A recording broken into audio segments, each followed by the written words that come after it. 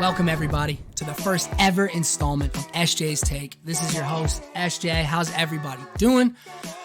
Man, what an opportunity today, draft day, April 23rd, 2020. 32 NFL franchises have an opportunity to get better, okay? Lot of buzz leading up to the draft. Obviously, with the nature of the circumstance right now in the world, this is kind of a big event in the world of sport. I think there's gonna be a lot of eyes on it. Typically, the draft is it's kind of a boring thing, right? There's a lot of guys talking. There's a lot of chirping, a lot of chatter.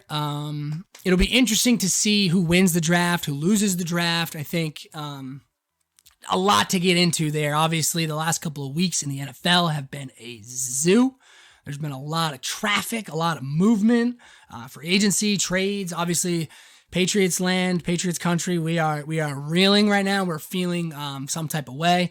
Some are angry, some are sad, some are optimistic, some are excited. I think we can all relate to different elements of those feelings. Very, very excited to talk a little bit about the draft today. Want to also talk a little bit about the state of local football. Want to also welcome our first ever guest. She will be joining us in a little while. Very excited to have her. She's going to bring a unique perspective on the draft, and I'm sure she's got a lot of intel in terms of kind of the behind the scenes and some of those operations, some of the things that maybe the everyday fan or spectator doesn't get to see. We have already struck out here at the SJ Take Show, the SJ Primetime Show. We've already blew our first pick of the draft, so to speak. We reached out to a friend of the program. I don't know if we're his. We want to be his. We want to be friends with this guy, but we don't. We're trying to work on him a little bit. We're trying to establish a little bit of a relationship. I'm talking about Bob Menery. Bob Menery, for those of you that don't know, he is a man. How do you even describe him? He's a charismatic guy. He is super connected to the world of sport. He's hilarious. He's got really, really funny commentary. Check him out on Instagram. Check out his podcast, Ripper Magoo's. He's a funny dude, and he's someone that I'd like to kind of pick his brain a little bit and zap a few questions at him. So let's just keep working on him a little bit. He's got a very loyal following. He's a professional in what he does. But he's not coming on today. But that's okay because, I mean, it's a draft, right? Sometimes you hit on a pick, sometimes you don't. But you're not going to get discouraged. You're gonna look at your draft board and kind of see what's available. And in no way am I trying to suggest that the next guest is like the second best option, because I would argue that in terms of guests on the show, she might actually project better for what we're trying to do anyways. And that's not a knock on Bob. I think he'd be a great fit in our scheme as well here. But, as an organization, we got to do what's in our best interest. Okay. So, where do I even begin? I think I'll start, in kind of reverse chronological order, I guess. Rob Gronkowski officially kind of introduced. He had a press conference yesterday via Zoom. Initially it's like, wow, is he really going? Is there really a trade? I think, you check to see if the sources are legit. And then obviously, you realize, wow. I think as a Patriots fan, as a Belichick guy, and as a glass half full guy, I'm able to sort of justify and sometimes maybe even manipulate circumstances to where I can convince myself that, all right, everything's fine. We'll be okay. Now, with that being said, I think that this particular move is obviously a huge win for the Bucs. I mean, anytime you're getting an all-world player, a guy in obviously what he can do in the passing game, obviously what he can do in the running game, but even more than that, kind of what he does in the locker room, the way he is able to keep things loose, I think, for the guys in professional sports in general. It's a business, and I think to be able to have a guy like Gronk who can be himself both on and off the field and with the media and things like that in the community, I think it's going to be big. I think it's going to be really big for Tampa. I think in terms of who won, the Bucks won the trade, right? I mean, you're getting a guy. You're not even giving up a 4. I mean, you're swapping picks. You're moving back. Obviously, you're moving back significantly, swapping a 4 and a 7. But to get a guy like Gronk again, it's a game breaker. And people are talking about his weight and saying he's 40, 50, 80 pounds underweight. It's laughable. I mean, he even said yesterday, a couple protein shakes, some blueberries, he'll be good to go. And you don't question a guy with that type of motor, that type of athleticism, that type of fanatical effort. I mean, he's going to be a beast. And I think he's going to have that sort of like, almost like rookie year, right? I mean, he took a year off. Now he's back. He's going to be like a kid again. So I'm actually excited from a football standpoint. You also I have to take my Patriots stuff out of it. Like, a fan of the game, we get Gronk back, right? The league gets Gronk back. Gronk wasn't in Madden this past year, right? Like, come on. The game itself is better with a guy like Rob in it. And another thing is, as a Patriots fan, these past few days and weeks, it's been interesting to see the narrative kind of shift in terms of, oh, Gronk's a great player, Brady's a great player. Like, the cheating narrative, the sort of like, once they kind of disconnect from the Patriots, it's kind of like, okay, these guys they're okay. And it's interesting to me. It's fascinating really to see that narrative kind of evolve and dissolve at times. It's football, man. It's football. So you have to block, you have to catch, you have to tackle, you have to kick, you have to hold. You got to do those things. So the Bucks are getting an unbelievable talent. His talent is not to be believed, really. I mean, we know, we've seen it. Now, from the Patriots side of things, I made a post yesterday or the day before about how Belichick traded the WWE 24/7 champion for a 4th-round pick. And that's the reality of the situation, too. The Patriots, they were kind of hamstrung. And in a lot of ways, you have to give Gronk credit because he was able to sort of, I mean, for Gronk Inc., for Gronk's brand, for what he was trying to do. I mean, good for you, bro. He was about to get traded to the Lions of Detroit. He was about to take his talents to Detroit. And he was not picking up his phone and saying, no, I'm not going there. And I'm not playing for another quarterback. I'm playing for Tom, and that's it. And so the return the Pats would have got from Detroit in 2018 would have been obviously much more significant than the return they got last week. But good for Gronk for leveraging that thing. I'll sit. I mean, I'll sit. I won't play, and he didn't, and he still was able to do his thing. And so I'm excited. I'm excited for the Bucks to have that type of player on their team. I'm also excited for the Patriots to be able to parlay a retired player for a 4th-round pick.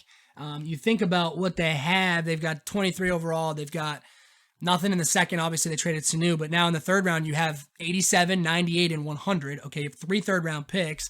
And then in the 4th, you've got 125 and 139. You've got a 5th-round pick. You've got 4 6th-round picks and a 7.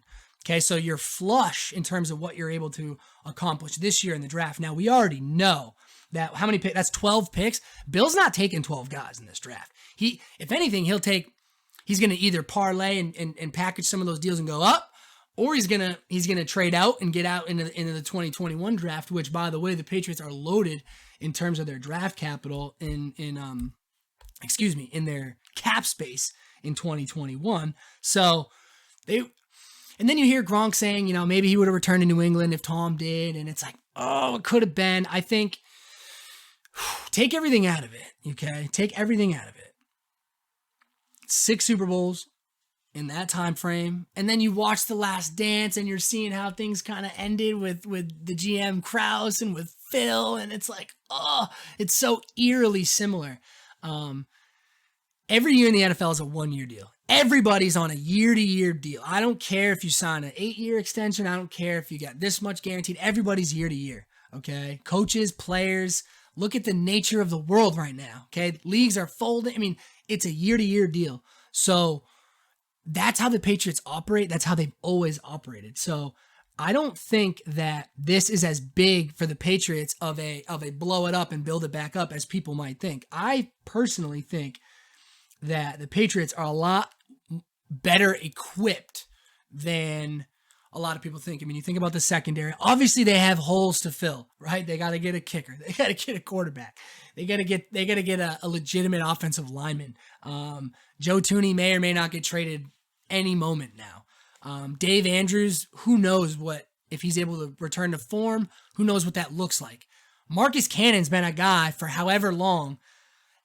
Isaiah Wynn is an undersized tackle in the NFL, right? He was able to play last year, which was very encouraging, but there's obvious holes. I mean, look at the front seven on the defense. I mean, we have holes to fill, but I think in a passing league with the secondary that you have a couple of young players still on rookie deals. I don't think it's as big of a reset as people think. We've seen teams in the past be incompetent for years at a time because of bad drafting, because of bad ownership, bad leadership. The Patriots don't have that, okay? And we'll get into some questions here. I got a couple questions that I want to respond to, particularly about Bill Belichick's drafting and particularly of late.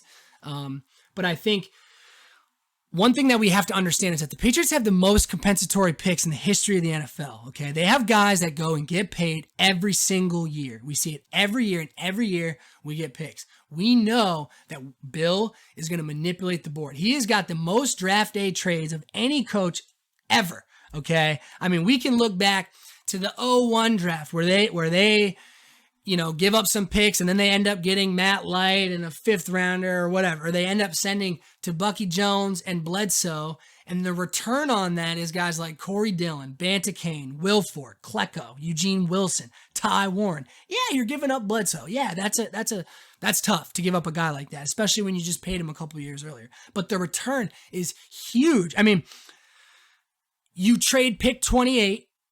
Okay, this was in 07 in the draft. So you trade out of the first round, okay? You get a 4th round pick. What are they doing? You also get a 1st round pick the following year. They ended up parlaying the 4th rounder for a guy named Randy Moss, and then the pick that they took the following year was Gerard Mayo.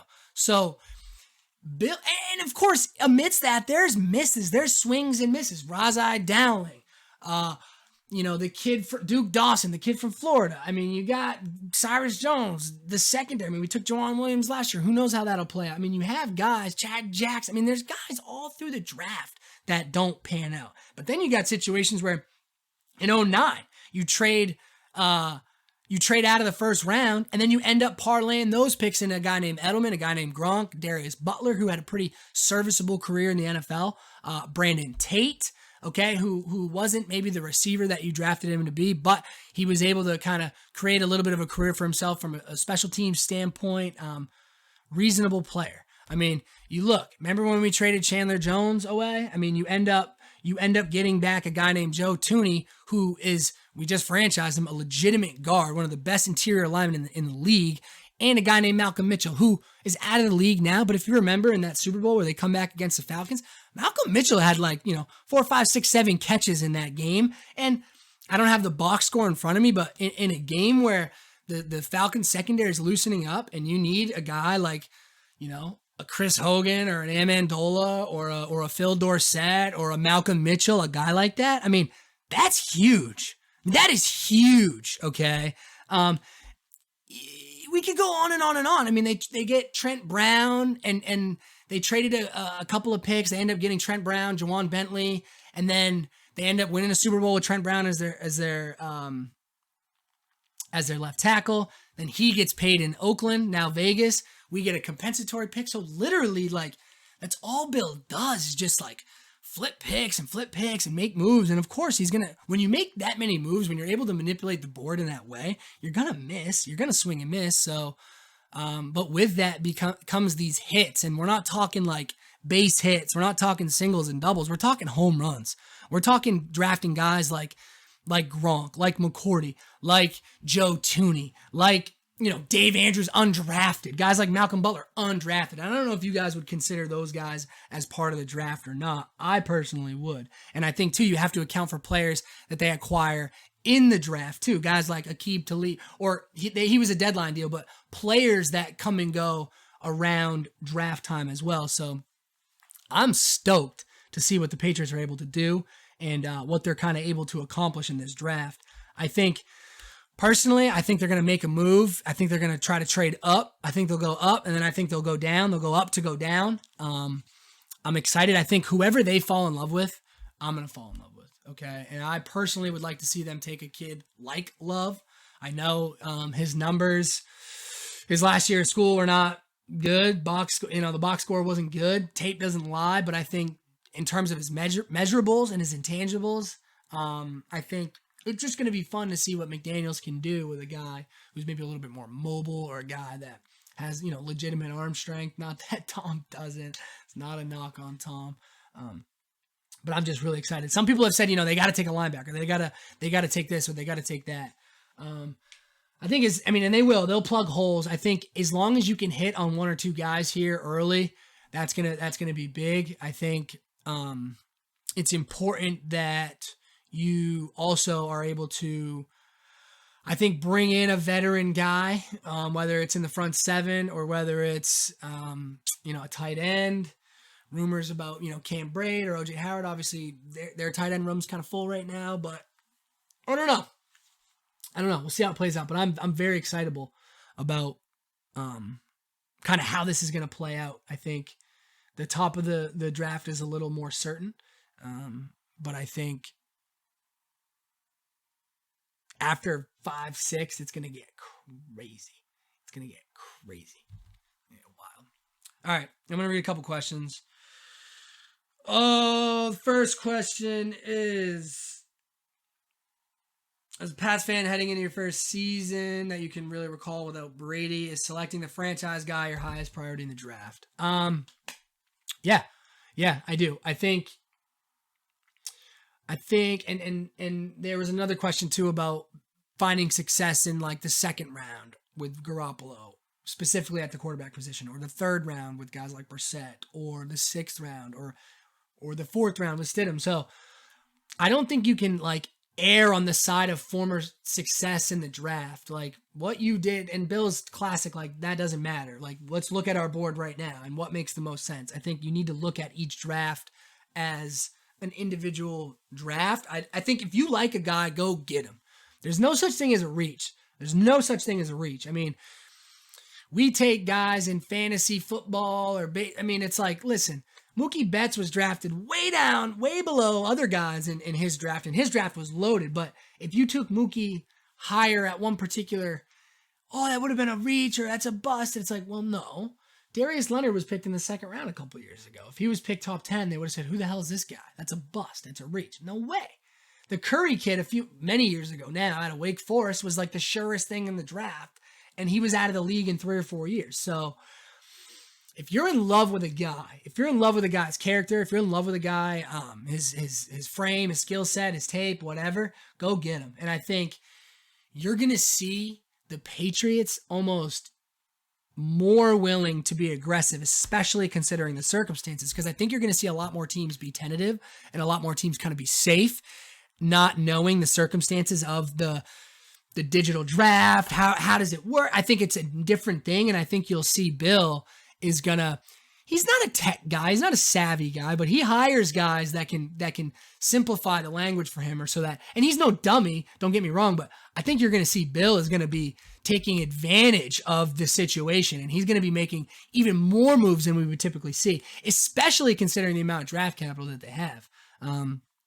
Plus, I think you have a huge chip in Joe Thuney, and obviously people have been talking about trading Edelman to Tampa, and I don't think that's appropriate, because if you trade Edelman, now all of a sudden you have created a hole for yourself on offense, where you need to get a young, scrappy guy who can play on the inside, he can play on the outside sometimes, he can catch balls, he can kind of be a safety net. Wouldn't you want a guy, a veteran, tough, gritty, knows the offense receiver that can kind of help a Stidham or a young quarterback that they draft? It just doesn't make a ton of sense for me, to trade Edelman, unless you're trying to honor Edelman to go hang out with Brady and Gronk in Tampa. But when has Bill ever operated that way? I think the only reason you saw him kind of grant Gronk's wish, because he had no leverage.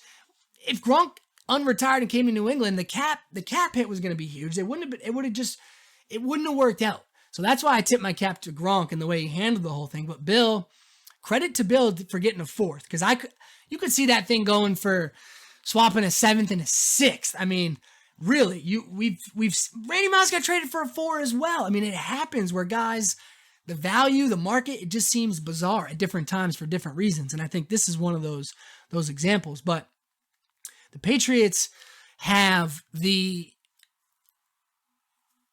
infrastructure in place to make things happen. We've already heard rumblings of them trading up with the Raiders. I could even see a scenario where Tampa and New England work something out where New England moves up. Tampa's able to kind of get some more picks in the mid-round and sort of build that lineup a little bit for Tom, get some more edge rushers. I mean, they need to bolster that secondary, I would say, a little bit. I think New England's going to be ultra aggressive here, going to get quarterback. I think they have to be. You can't, I mean, last year it was uncanny. They almost acted like they didn't even need a tight end in their offense. It was bizarre. And we know Bill will zig when others are zagging. So I think they should trade up to get a quarterback. They'll probably trade down to get a snapper. And nothing against Joe Cardona. I love what he does.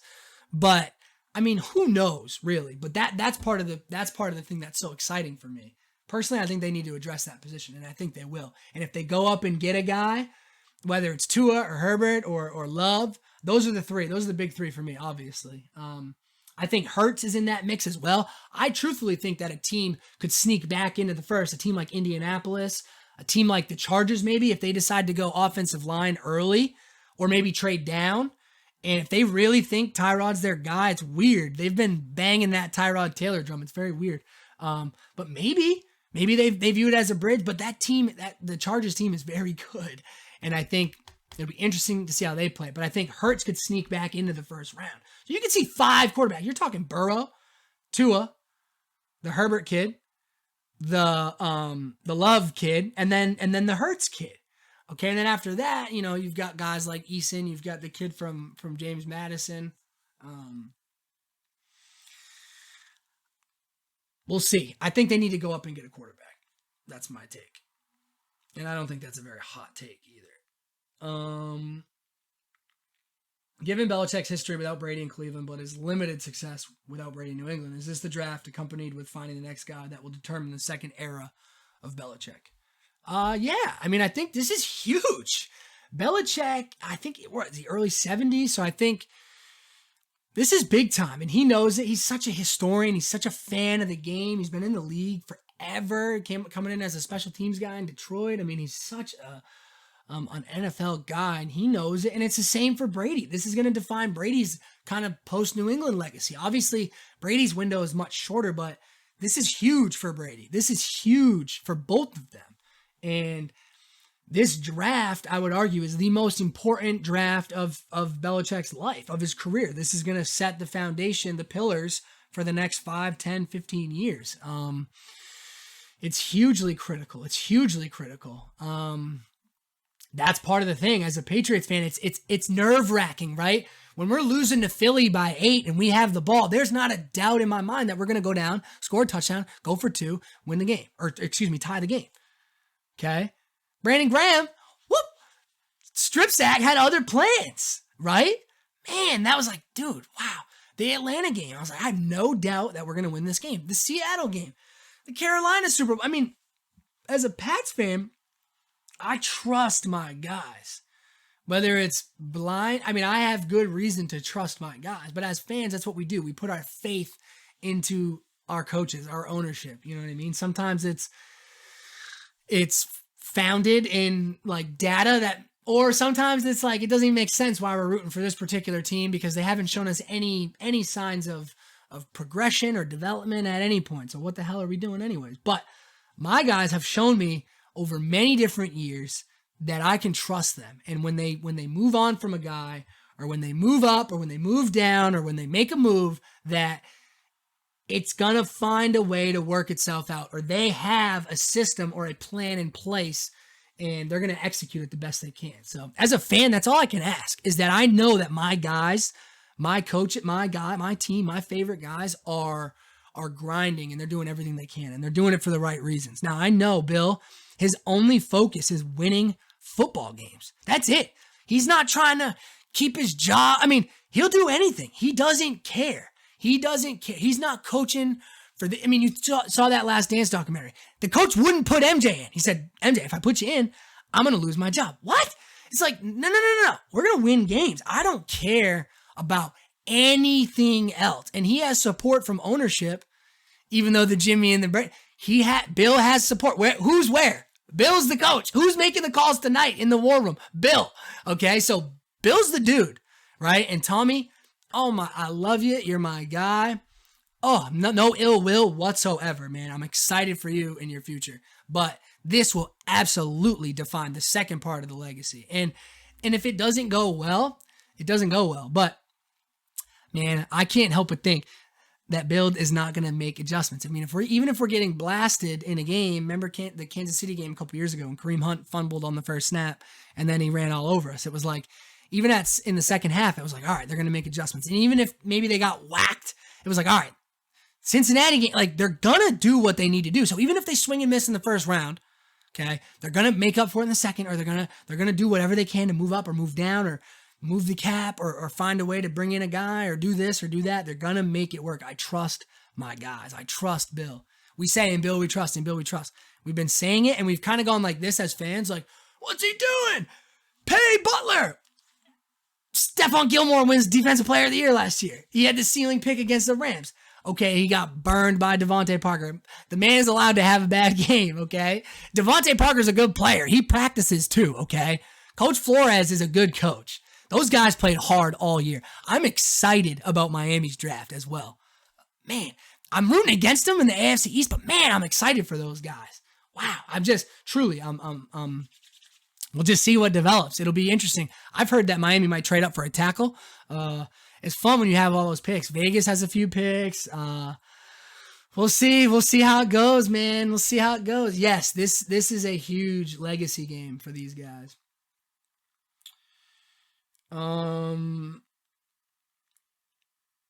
Bill has had a lot of draft turmoil in the last 5 or 6 years, leading to some think he may have lost his edge for finding value over the draft. Is this something concerning to you?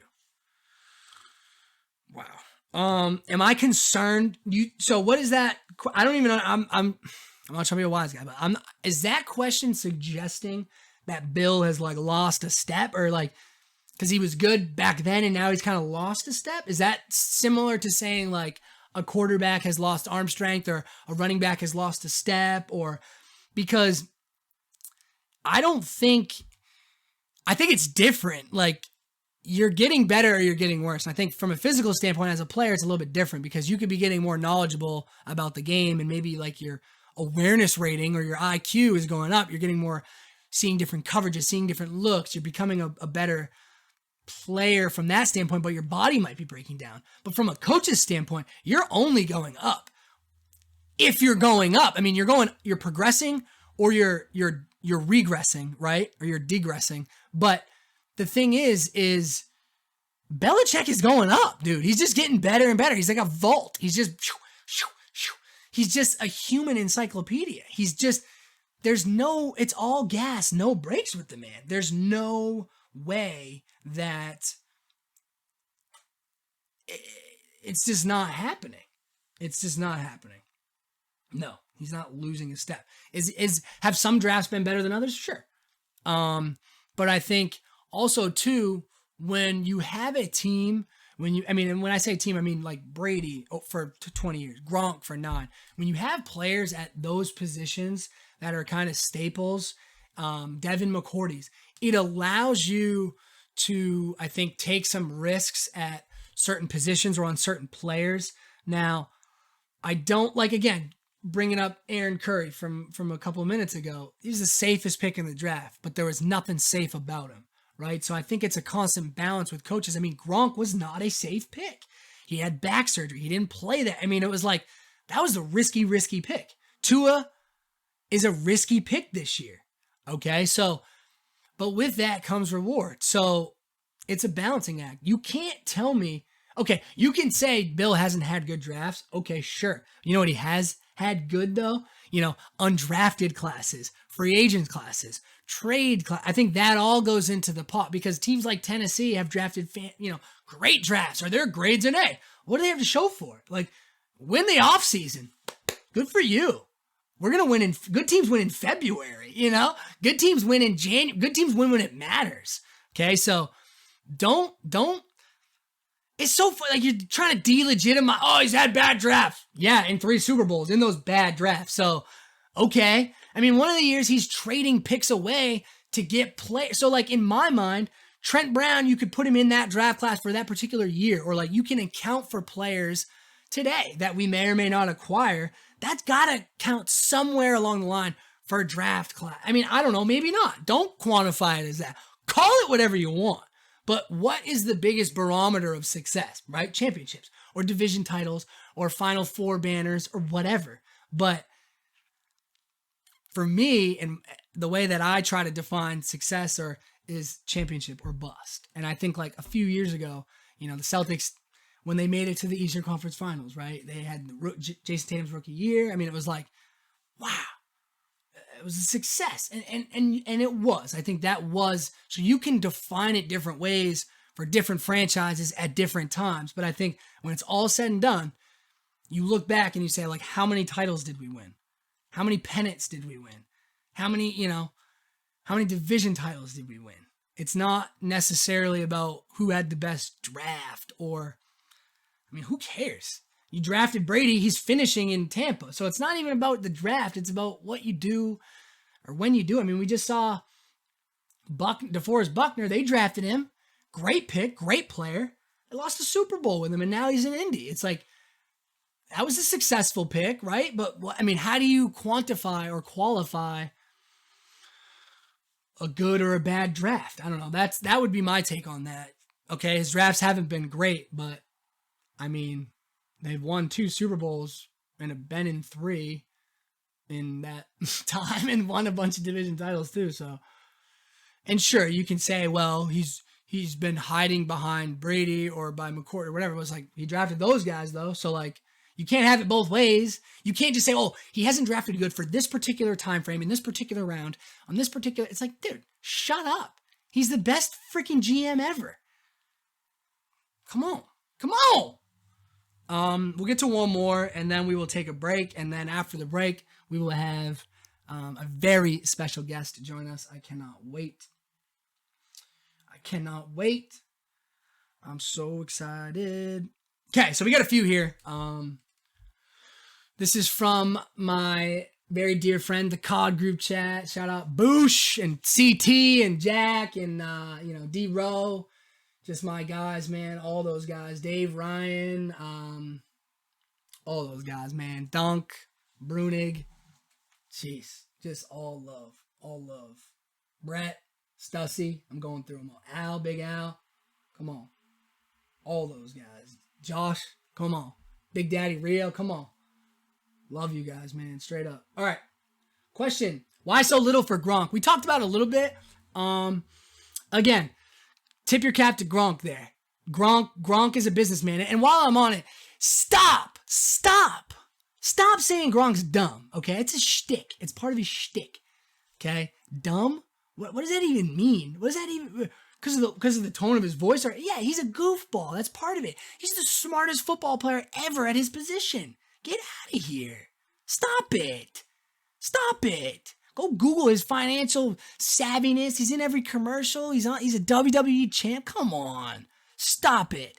Even if he's smart by putting smart people around him, that's better than most. Even if his smartness starts and ends with, hey, I don't know this. Can you help me? Can you advise me? That's genius. We've seen guys go broke in days, weeks, months being in professional sports. This guy is savvy. This guy is one of the smartest football players from an X's and O, from a schematic standpoint. This guy's a gem in the community. He knows everything is calculated. Everything's deliberate. He can play it off that's his deal, man. And he has embodied that. And he's been one of the most personable, charismatic, relatable players in the NFL. So get off that. He's dumb. Okay. You're dumb if you're falling for that, dummy. Okay. I don't think it was so little, though. I don't. A 4th round pick, Bill's going to flip that for a first round pick in 2017, or 2071 rather, excuse me. But maybe he gets a 2017 first round pick that wasn't very good. And now he rejuvenated his career in New England. So again, on the surface, it's not Madden. Okay. You're not the trade bar, interest bar isn't like that. You had no leverage. Okay. Gronk's not walking through that door for us. And if he was, you're going to have to restructure a ton of stuff because the only way Gronk's coming is if Tom's here. And if Tom's here, I mean, that's a whole different argument. You're getting a fourth round pick. Okay. Think of it this way. You're getting a fourth round pick and you're giving up a seventh round pick. Okay. And Gronk, our good friend Gronk, is back in the league and he's happy and he's playing at a high level, hopefully. Okay. So that's a win for both. I'd say it's a little bit of a bigger win for Tampa. That's a huge win for us because, I mean, I just talked about all the ways that Bill has parlayed picks into other picks. So we good. Someone asked Odell Beckham as a Patriot. Listen, come on. We cannot rule out anything, man. Bill wants to win.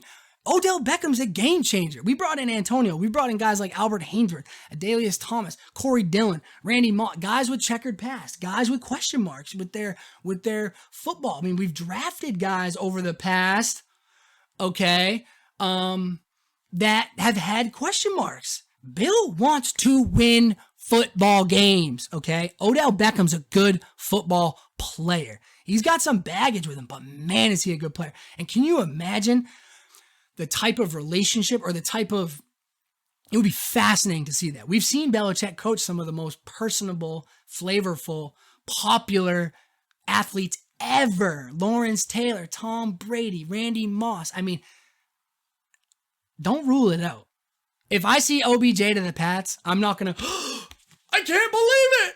I can't believe it. No, I'm going to say, yes, coach. Yes, coach. That's it. That's it, man. Yes, I could see it. Okay, a couple here. Do we draft Jordan Love? Yeah, I hope so. We talked about that a little bit. Do we finally find something to replace Gronk? Who? I think you can't. You can't replace Gronkowski, right? You can't. I think a bigger focus should be trying to find complementary players, guys that can do multiple things.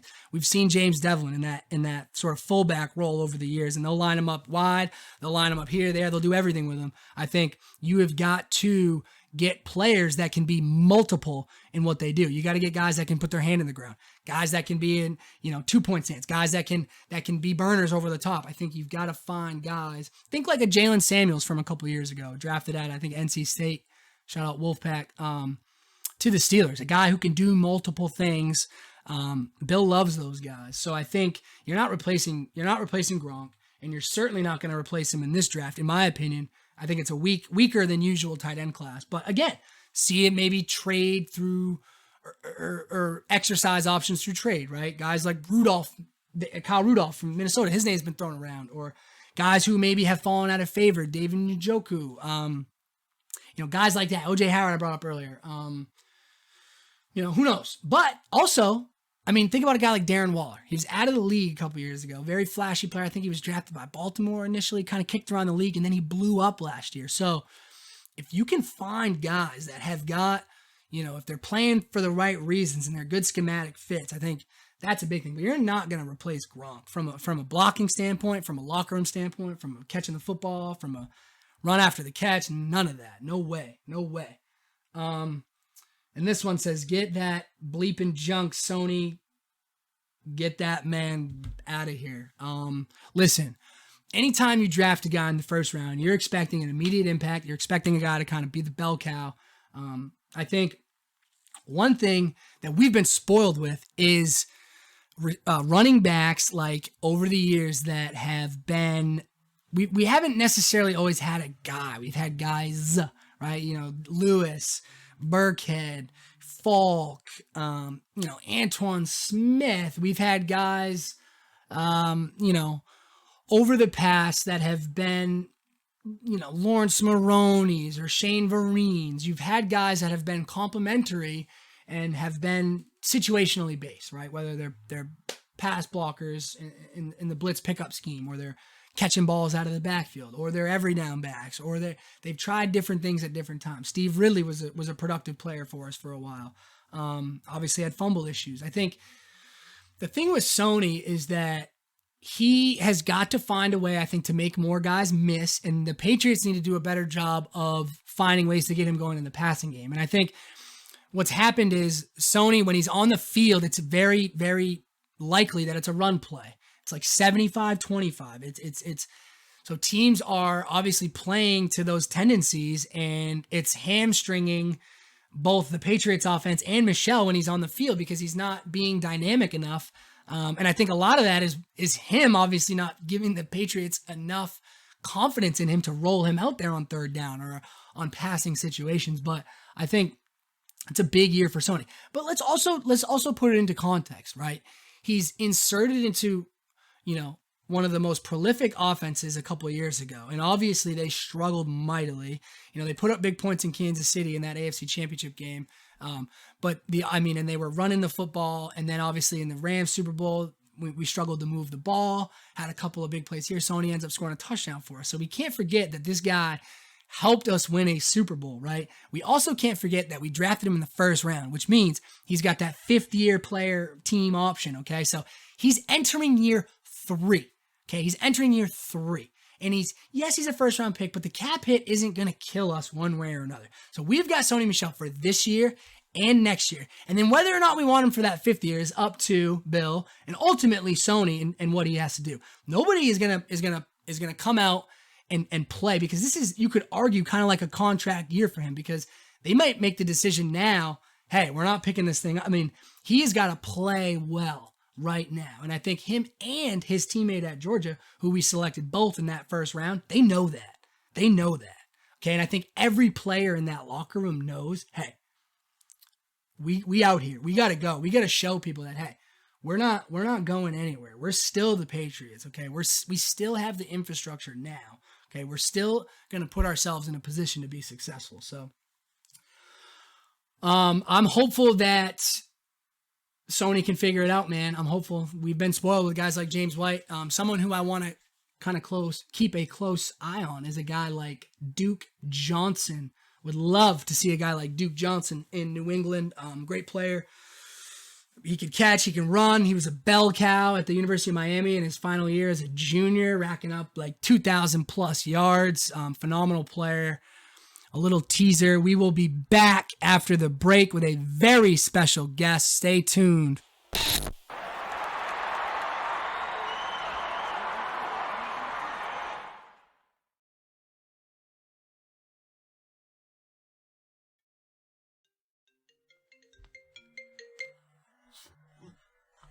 Hello. How you doing? I'm good. How are you? I'm good. Oh my goodness. I'm ready.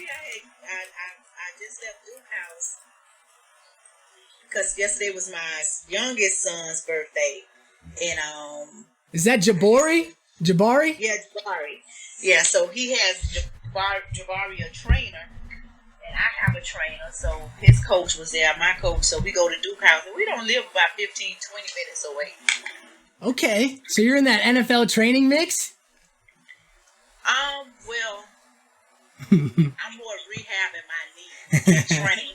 I see. Even my other son train. I'm just rehabbing it. I see. That is so cool for your youngest. Is Jabari your youngest? Yeah. No, he's not my young. He's my youngest boy, but my youngest is like 8. Oh my goodness. How many kiddos do you have?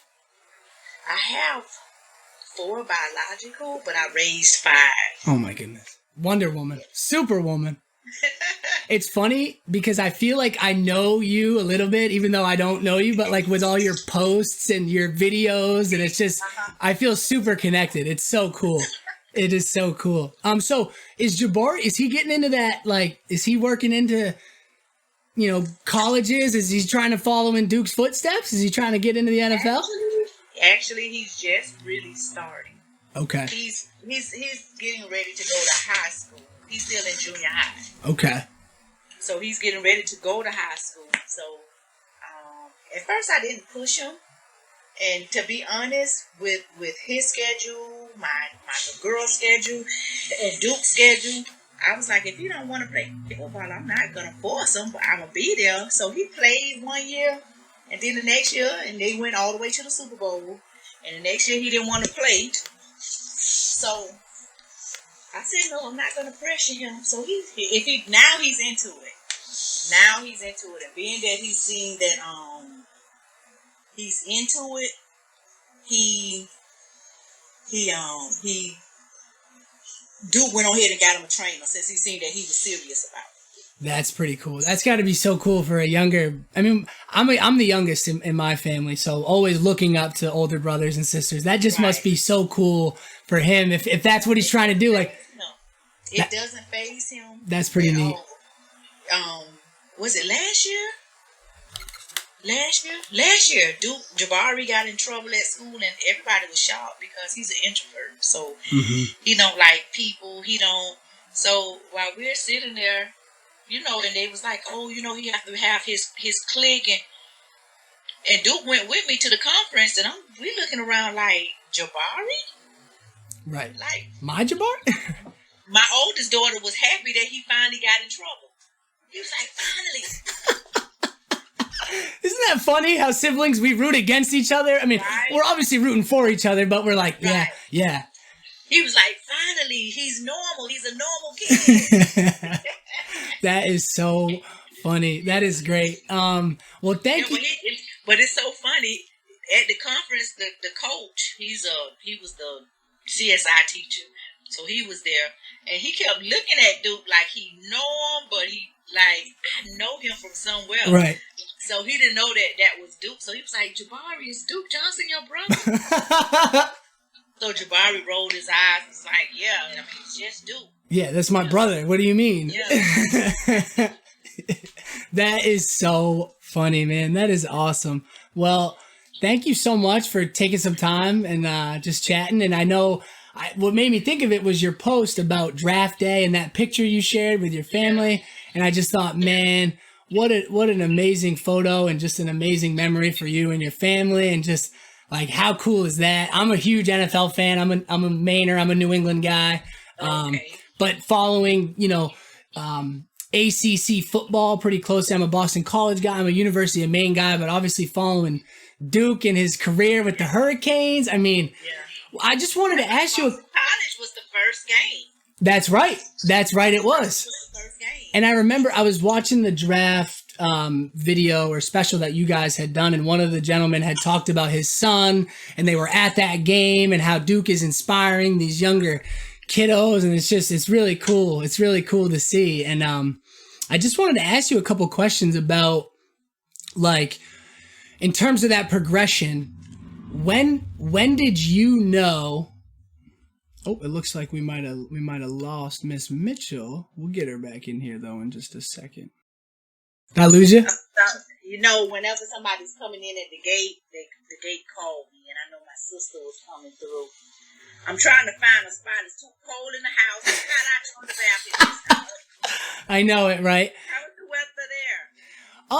It's crazy. I mean, it's pretty nice out right now. It's pretty sunny, but I mean, it'll snow tomorrow. It'll be spring tomorrow, and then there'll be flurries. So I mean, we're pretty accustomed to the weather being all over the place here. I wanted to ask you about Duke. Like, when did you know, as Duke's mom, okay, my guy, my baby boy, he's got it. I mean, I don't want to bore you with all his stats and all the touchdowns in the championship high school game, but like, was it when he was at Miami? Was it when he was drafted in the third? Like, when were you like, okay, he's going?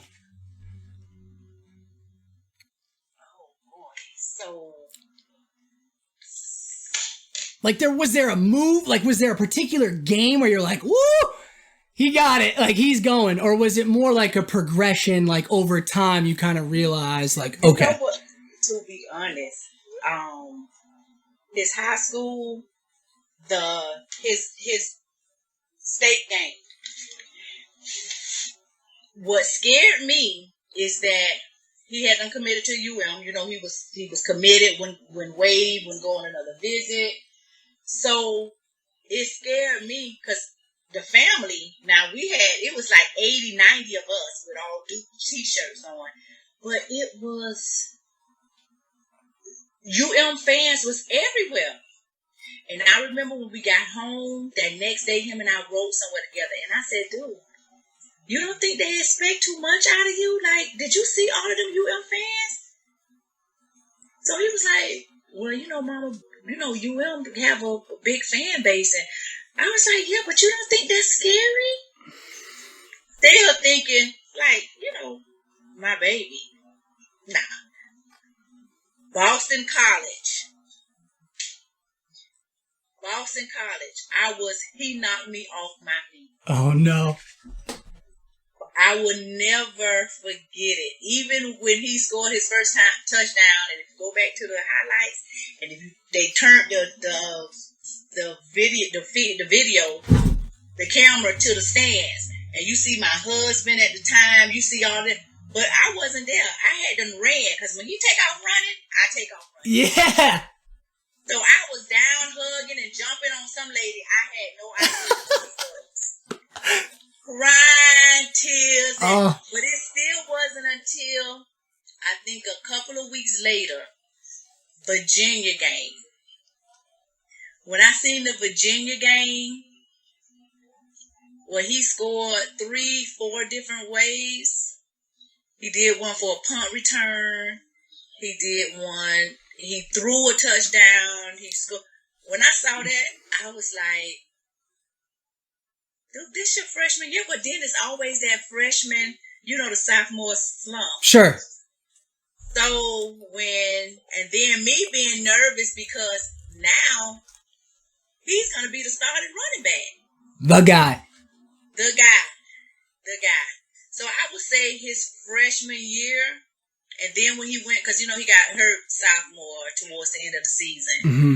That was something. But I would say his freshman year, because I still wasn't convinced. I was gonna say that's crazy to me that at BC, or was it at BC or Miami? It was at BC. It was at BC. So that to me, it's like you made it. Was he a true freshman? He was a true freshman. So he's I'm sure, but breaking records. But that's crazy to me that even as a true freshman, and he's making guys miss. It still, even then, there's a part of you that's like, I don't know, man. Yeah, like I never. And then even his junior year, because it was a possibility that he could go, even though I wanted him to stay another year, everything has been totally his decision, because I love Alabama. Okay.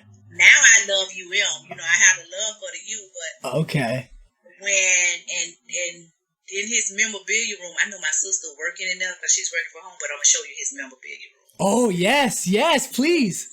When it's an article in his book, one of the books that I have, and it tells him that when he was like, if his high school was playing this rivalry, right? He was like, well, Mom, I make a bet. If we beat, you let me commit. So I used to volunteer and work in the concession stands and everything to help raise money for the school. So they beat the game, and the news reporters, so everybody's like, Miss Cassandra, Duke wants you on the field. So I'm like, okay, let me try to get up. They was like, no, now they want you now. So I went, and I see like all of the people around him and everything. So I'm like, well, what's going on? So he was like, yeah, Ma, I committed. You committed to who? Do what? He was like, remember the bet? I was like, I didn't know we was gonna announce it. Announce after the game that he was going to the U, but and then all the schools would send him the letters, and he was like, I was like, Dude, Alabama, what are we gonna do? Come on, let's go on a visit. Roll Tide. Come on, Duke. Come on, let's at least go see what he got to say to us. Come on, just to interact with Coach Saban, right? You understand? Oh my goodness. Give me my picture and my dinner. Dude, this is about me right now. You understand? Yes. So he was like, no, Mom, like, when you gonna let me commit to the University of Miami? My heart was broken, but right then and there I had to realize that, hey, it's not about you, Cassandra. He done this. You didn't do not one touchdown, take one hit.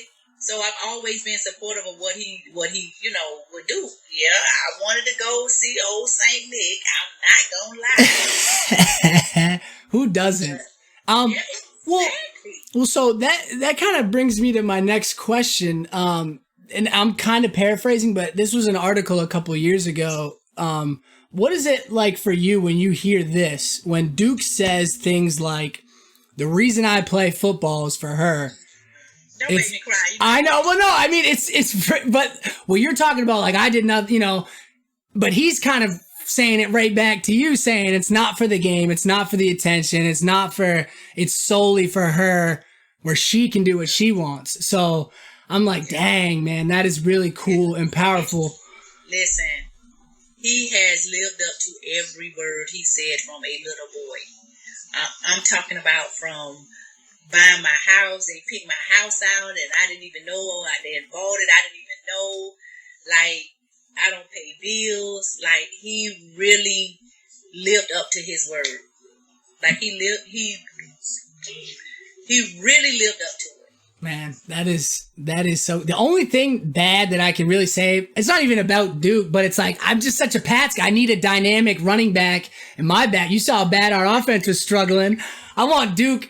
I mean, we'll see. It's draft day, so who knows what teams are, and O'Brien and Belichick have a relationship, but what's that like for you? Like, obviously, you're a fan of the Browns when Duke's a Brown, right? And you're a fan of, the Texans now, of course. Is the hope that he ends up on your favorite? What is your favorite team? Your NFL? I'm a Raiders fan. The Raiders. So is the hope that he maybe eventually, or is it like, you know what? It's going to play out the way it's going to play out. I don't mind. What's your take? He talk about my Raiders so bad. He's so wrong. I think in his heart, even though he won't admit it, I think like when it's all said and done, maybe his last year or two, I think he want to come home to Miami. He always wanted to go home. He always wanted to stay home. Mm-hmm. He's always been a Dolphin fan. He was a Dolphin fan coming up. Okay. And, he wanted to play. And I'm glad he didn't come to no teams in Florida. I love him in Texas.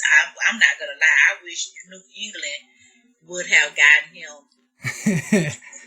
Give me a ring. Sure, for sure. Well, now, who knows? Now our guys are heading down south in Florida, not going down to Tampa Bay. I still don't want him to go to no teams in Tampa.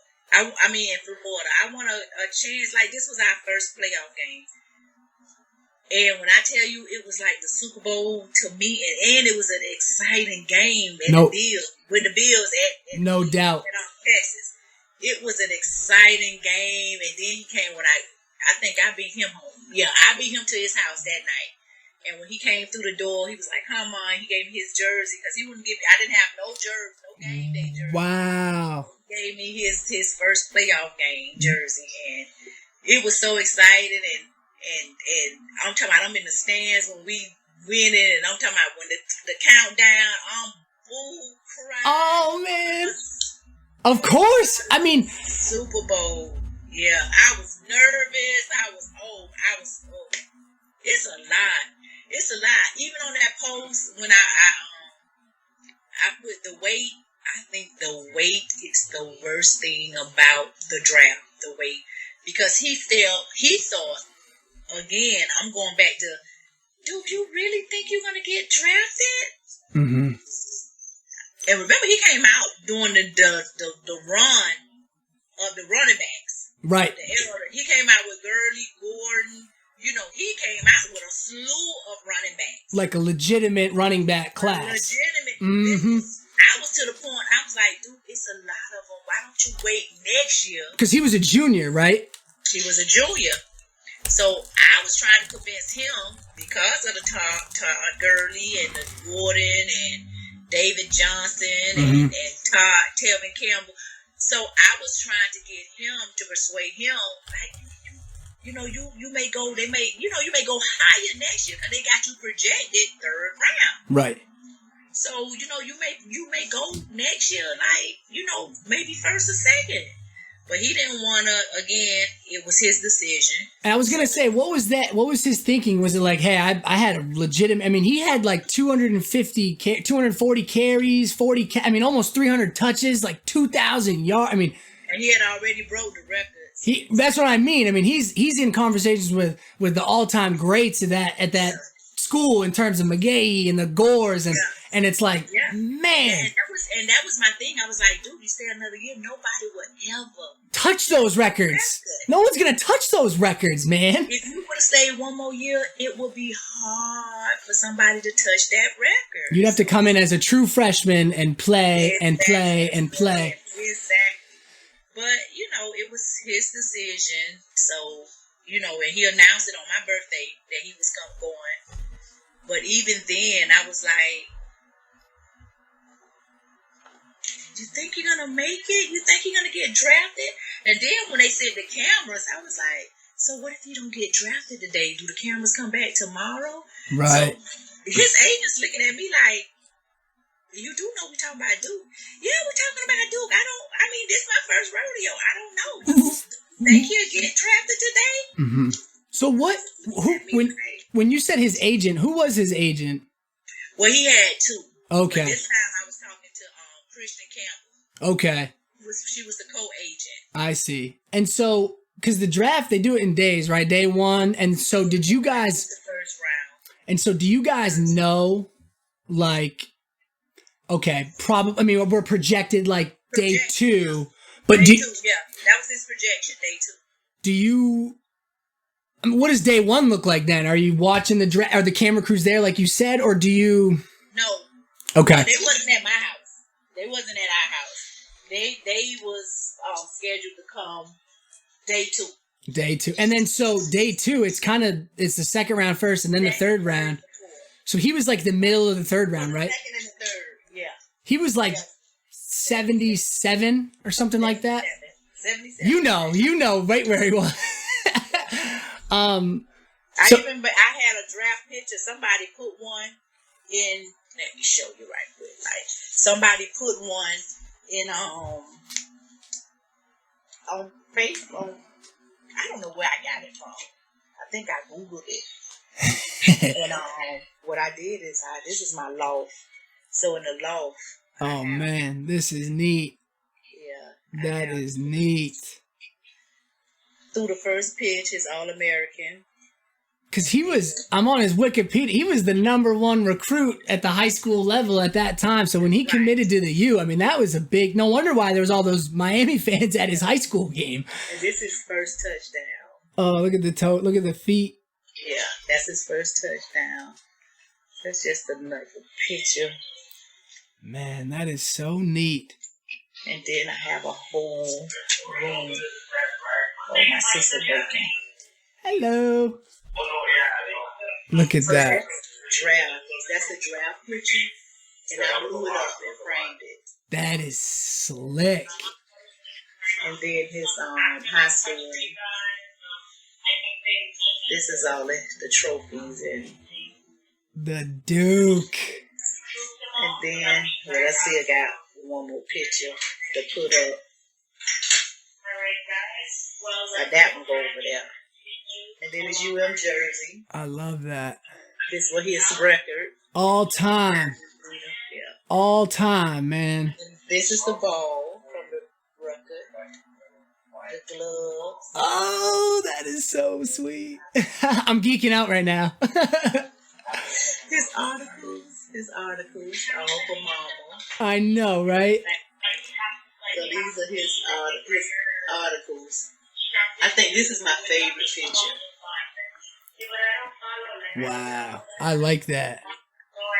I got so much stuff in here and counting and growing, right? Because he's not done, and he's giving you playoff jerseys, and he's still gonna get that Super Bowl ring. I haven't even did the Texas ones yet. Man, that is so neat. That's Boston College. I've seen a couple games there, man. That's his Pepsi thing, but this is the Boston College. That's his first touchdown in Boston College. And who's he pointing to there? He looks like he's looking right out. So at the beginning, I'm always there for the warm-ups. When they get off the bus, I'm there. I'm the parent that was there whenever they wait home. When they get off the bus, the boys will come. Because, we started feeding the running backs and feeding some of the different boys on Thursday night. So they would get off, come hug me, and I would go time when the gate open. So while they warming up, I don't call him Duke or Randy, or I always say little boy. Because he say everybody, he always hear dude. Right, sure. So he will, he'll know my voice, but I always say little boy. Even at the game time, I would yell little boy, and he'll know it's me. So Jabari used to always, during this time, my baby boy used to be like, you always make me do it all day. So, we would always laugh, right? So I told him at that time, I said, little boy, I want you in this end zone all day long. Hey. So while he was warming up, so he just nodded his head, so I know he heard. Yeah. So he knew I was right there. So when he scored his first touchdown, he pointed at me. That is so... doing my Eagles dirty. No, I'm only teasing. Man, it has been so fun to watch his career kind of evolve and develop over the... It's just super neat. I wanted to ask you a question about... I had a couple questions. One was more of like a football fan question, but obviously your mom, so you always have that lens with your son. My question was this. In his last year at University of Miami, he was like a bell cow. I mean, he was like getting the rock on special. He was all over the field.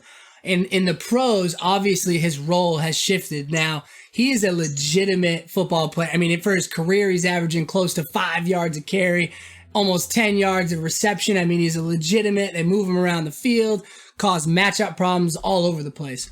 My question is, do you prefer that? Do you, as a fan of the game, do you think it's better for him to maybe have a role where he's playing 50 to 60% of the snaps on a given day? Or would you rather maybe see him get close to 300 carries and 40 catches, and maybe the result of that is a shorter overall NFL career? Or do you he's carving out a nice little role for him, and I could see him playing for another 10 years, really. Really playing for a long time, and because of the wear and tear on the body. To be honest, as a competitor, he wants the ball. I know he does, but he also believes in making good when he gets the ball. Because after every game, if I'm not there, after every away game, if I'm not there, he'll call me on the phone before they get on the plane. We'll talk about the game, and if somebody got some good hits on him, we'll talk about that. Or he'll be like, man, I just want the ball. And it was a lot of frustration in Cleveland. But Duke is a team player, and I like it more when they win. When they win, it's better. Right. He don't care about how many times he got the ball, as long as they win. Right. But I feel like if he don't get the ball and they lose, especially when Cleveland, he feel like he could have made a difference. Yeah. He could help win if they just give it to him. Right. You can throw it to him, anything. Just give me the ball. Let me show you what I can do. Let me do it. And what's frustrating almost for Duke as a fan is every single time the man's been given an opportunity, he's done well with it. And last year they bring in Hyde, or now they bring in, it's you almost root for the guy. And obviously he's never been on my favorite team, but I think just around the league, he's kind of gained a reputation as a guy I think the fans want him to get a 300. We want to see what he can do with that opportunity. Give him 15 carries. Let's see what he can do. Right. Let's see what. I would love to see him with 15 carries. I know. That would be, we'll see. I wanted to ask too about, obviously he works so closely with the other running backs, and he's, David Johnson, I'm sure, they're going to develop a Are you mad though that you get another guy's like, man, this guy's going to be eating into my carries? Or are you like, hey man, like what is that like? Okay, so if you know a history of Duke, you will know him. Real quick, his senior year at his high school, if you look on that team, we had some people that went to a lot of D1 schools. Mm-hmm. And when they were, and Duke had always been committed. So what Duke would do is when the coaches come to see Duke and the Keith Brown and the Eric Flowers, Duke sends one of his teammates, hey, is this coach in there? Y'all need to do this. Y'all need to do that. I used to be like, give him the ball. Why y'all sit him down? Right. Like, Mom, I told them to sit me down. Everybody know what I could do. But if they come and if it's scouts in there and they can see the other players, maybe the other people that have chances to get scholarships. So, you know what? I was like, that's just him. Yeah. You know, so going back to them eating in his time, his thing is he's going to do what he do when he get the ball. So he's always been for, I think like Higgs. I went over there Monday and Higgs was there, the another running back. Mm-hmm. So he always developed a relationship with him. He always developed relationships with the running back. But a lot of times he said he tried not to get so close because then when they go to cutting them, and you know you used to having this person and now it's gone and it's a business. So right. He said he tried not to get that so attached to him. But they still like I can't think of his name. I can see his face. He was with him at Cleveland, then got cut. But him and Chubb yep. Still tall. I think about guys like Crowell or Terrence West or just different backs. Duke's been in the league for a while now, so he's had a bunch of different teammates. It's so exciting. Right? It's so exciting. 6 years. I know it. 6 years, and it's like, dude, because you know everybody be like, oh, he's too small. You know he'll be good, and that's what I used to hear all the time. Well, you know, he's so small. He'll do good in high school. But, you know, in college, you know, them big boys big. And when I saw him, just like, that's my child. Yeah. Y'all, that's my child. Yeah, it is. So, yeah. You should be so proud, man. That's so cool. I should be proud of him. That's just amazing. It's so exciting. Like, it's exciting. I can only imagine what it's like. And I actually wanted to say, I saw your video with the other NFL moms and the dome run. That had me cracking up. That is so funny. That must be pretty cool too about creating relationships and kind of community with some other NFL moms. And I noticed a lot of them were, you know, Florida State or you know, Miami or the Gators, things like that. Is it similar for you in building relationships with, you know, maybe Mrs. you know, Bryant McKinney's mother, or like because he might get traded? Or is it similar to kind of like what Duke was talking about in terms of not wanting to maybe get too close because it is a business? No, you know what? With the mothers, it's actually a good support system for the new moms, for the old moms. Sure. A good support system. And because I can remember when Duke wanted to be traded and, you know, I had a meeting or something with the moms. We did something and I was like, no, I'm just stressed out. You know, my son called me every day and, you know, it ain't nothing I could do. I just sit there and listen to him, you know, but as a mom, you don't want your child to suffer. You don't want them to be sad. So, you know, you go through it with them, especially if they get traded. So, even renewing the contract, that was stressful. It be stressful, especially if your son involves you and, you know, like we talk all the time.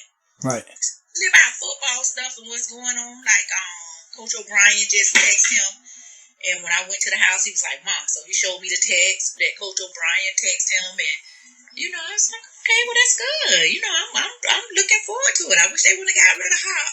I was going to ask, I've been OB's my guy, right? But New England, you know, what is it? What are your thoughts on that trade? I mean, what is Duke thinking? everybody was like, to be honest, and I don't like to talk about what Duke tell me in the locker room. I'm not shocked. I was shocked when Duke told me that. Like, so I was like, because I'm always asking Duke, how is this person? How is that person? So I remember during the season, I'm asking him, well, how is this person? How is that person?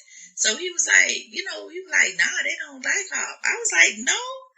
He was like, So whenever he got traded, I wasn't surprised when he tell me some of the stuff that have happened in the locker room and on the field and on the sideline. Sure. I wasn't shocked, but I would think that this is a business. I don't have to like you. Just get out there and do what you keep doing. The man caught 6 balls for 90 yards against Buffalo. I mean, he's helped. I mean, it's interesting how that stuff all plays out. Yeah. So I was excited because I'm like, man, we two games away. We 2 games away from the Super Bowl. Let's put in the missing pieces and let's do this. And then for David Johnson, you got a bigger dude. He does the same thing as Duke do, so I don't. Right, physically, you have a bigger guy who can move around. Yeah, I think I had question marks too with that trade. Is Duke? Let me ask you this: the draft's up. Is Duke watching the draft, thinking, No. "Give me some hog, give me some lineman"? No, he's not watching it at all. He don't watch the draft. Like he have his phones in his hand. Yeah. So when anything pertaining to Texan, did they trade up? Did they get this person, get that person? But he doesn't watch the draft. He always watch. Usually, Avengers come out, and he's a big movie guy. Okay. And he just said, because I went up there, I was like, give me I'm emotional. This game, this draft day. I know, right? Yeah. He's not a hugger. He was like, go on, Cassandra, go on. So just on me. I will not. I'm not hugging you. He gave you the stiff arm, huh? He said, get out of here. I have to steal a hug or sneak up on him and hug him. Yeah. Take what you can get. Take what I can get. So he was like, I think I'm just going to go ahead and do what I do. I usually watch Avengers, so I'm going to watch one of them tonight for the draft. Good for him. Good for him. To me, I be glued to the TV. Yeah. Likewise. I cry with the moms and the families like I'm there. I mean, I can imagine, and I think it's an important thing to think. I mean, as a fan, I have a fan lens. I just think about Duke and what his stats are and his numbers, but you don't realize how much kind of goes into it behind the scenes and the support and all that stuff. So, and then seeing that don't rush challenge with all the others, like, man, do you remember Donovan McNabb and his mom? They used to do the Chunky Soup commercial. We gotta get you. Wanted to do one. I was saying, what? We gotta get you going. Come on. I don't know who we gotta talk to, but don't rush challenge. I was the one that suggested that we do it, and everybody sent me the video. So it was so fun to see the colleges. Like, we didn't tell them to wear to college, but that's what we did. I knew I was going to wear it. I told my UM people now. I was like, hey, wear UM jerseys. We got to represent. For sure. It was so funny because Hargraves, she's with Texans. I met her, and she lives in Tampa. Okay, yep. She was the first one to send her video. I said, did she just do the gator chunk on us? She's going, oh. Yeah, okay. So then it just turned into a big challenge of UM, Florida Gators, and Florida State. I loved it. It was so much fun. It was fun. I'm actually putting together for the other moms. I think they said the South Central area. I think that's like one step above us. I think that's so cool too, because from a fan perspective, like we kind of get to know these guys like when they hit the league, or the super fans, we follow them in college, but like to think like Duke played against, was it Sammy Watkins in high, or like how these careers kind of like interchange, or they might have played in AAU basketball, or they might have, it's cool. So to see the history of like, the Christian Joneses or the, Bobby Hart's I loved Mrs. Alan Hearn's mother when she's like, oh, wrong jersey, Dallas, or then, oh, Miami. And it was a really fun video, and it just provides a different perspective about the draft. But Thank you so much for your time, and this has been so much fun. Just picking your brain and showing us around the Duke, the shrine with all the different posters and accolades, and just very much appreciate your time and yeah, this has been a lot of fun. No problem. Anytime. So what's next for you? I mean, we're hoping to get you on to a chunky Campbell Soup commercial, but in the meantime, so what are your next moves? Are you posting more Don't Rush challenges, or what's next for you, or what are you up to? Well, I retired this year. Let's go. Congratulations. Good for you. 5 years with corrections. So now I'll be able to go to all of the games yes. that I want to, home, away. Good. I'll be able to go to all of the games during the season. And that's probably all I'm doing. I run his foundation, and I had a youth organization where I mentor youth girls, but I've been doing that since 1995. Oh, that's wonderful. What are the names, or where can maybe some of people that are listening, where can we donate, or where can we go? Is there like a website or a Twitter? You can go, Duke's is the Duke Johnson Foundation. Okay. And it's on, I don't know if I think it's on Twitter, Facebook. Instagram, the Snapchat. We'll find it. We'll track it down. Facebook. And my organization is Young Women Facing Their Future. And we was getting ready to go on a college tour, but I know. Yeah, we missed out on that. But I take them on their college tours. Well, that is so wonderful, and we'll make sure to kind of contribute in any way we can to those different foundations and organizations, and we'll definitely be in touch through social media and as things kind of develop. And just again, want to thank you so very much for your time, and yeah, until next time, and we'll be in touch. And I will be rooting for your Patriots. Oh, I appreciate you. Against the Dolphins. Well, it's funny too, because as the coaching trees kind of spread, and like Coach Flores is now in Miami, and then some of our Patriots players go to, you kind of root for certain guys and certain coaching staffs, but I'll always be a big Pats guy. But I know nobody in the league is certainly feeling sorry for us with Tom and Rob, and it'll be business as usual. But I'm also rooting for your Raiders. My dad is from the Pacific Northwest, so he's a big Oakland Raiders, now Vegas Raiders guy. But so, well, go Raiders, go Pats, go Duke Johnson. Cassandra, thank you so much for joining us.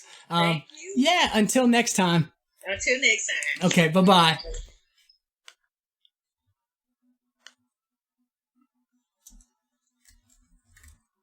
That was the mother of Houston Texans running back Duke Johnson. This is SJ's Take. Enjoy the draft, everybody. My final take, after kind of reflecting on the conversation that we had with Miss Mitchell, would be that behind every great University of Miami Hurricanes running back, or behind every great NFL running back, there's a great woman, oftentimes a mother, kind of behind that. That's kind of providing or inspiring her son or daughter. In this particular example, her son. And I think for me, the takeaway is to lean on that support and to acknowledge that support, and then to channel that and into something meaningful. In this case, Duke Johnson has kind of dedicated his entire career to his mother. Very, very powerful. And I think you can see, just based on the conversation that we had, the type of relationship that they have, and how close they are. And I think it's important to have those types of close relationships with supportive people, and then to be able to sort of pay it back, right? Miss Mitchell raised Duke. Now Duke is kind of paying it back to mom and taking care of her the same way that he said that he had promised to do that. So find a motivation, find someone to be motivated with or for. Find someone to motivate, and then do something great with that. It was a pleasure to have a conversation with Cassandra Mitchell. Just a huge fan of Miss Mitchell, huge fan of her son, obviously. Besides when he's making our Patriots look bad on the field, even though there's a part of me personally, he's a Johnson, I'm a Johnson, we're all kind of related in that way. if you guys feel so compelled to kind of donate or check out the Duke Johnson Foundation, please check it out on Facebook. Kind of be in touch directly with Duke via social media. I think during these times, things are a little fluid in terms of how people are going about things. Also, please check out Miss Mitchell's